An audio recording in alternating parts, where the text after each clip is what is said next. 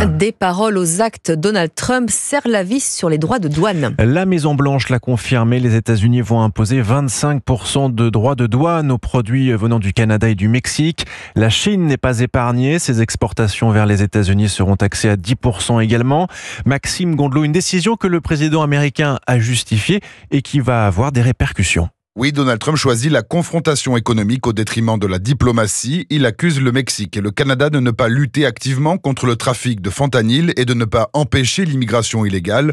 Ces droits de douane touchent plusieurs secteurs, les semi-conducteurs, le gaz, le pétrole et l'acier. Pour Yannick Mirer, auteur et spécialiste des États-Unis, certaines questions restent en suspens. On est quand même d'abord dans une forme de négociation. Les secteurs qui sont évoqués, on les connaissait déjà. Donner un horizon qui est celui du mi-février, qui peut même être évolutif. Donc il y a quand même beaucoup de marge de manœuvre. Si la porte-parole de la Maison-Blanche a indiqué hier qu'il n'y aurait pas de marche arrière, le président américain est tout de même revenu sur ses propos. Le pétrole canadien, qui représente 60% des importations américaines, ne sera taxé qu'à 10%. Sans préciser quand ni comment, Donald Trump a annoncé que l'Union européenne serait la prochaine cible. Il juge que les États-Unis ont été maltraités par le vieux continent. Maxime Gondelot.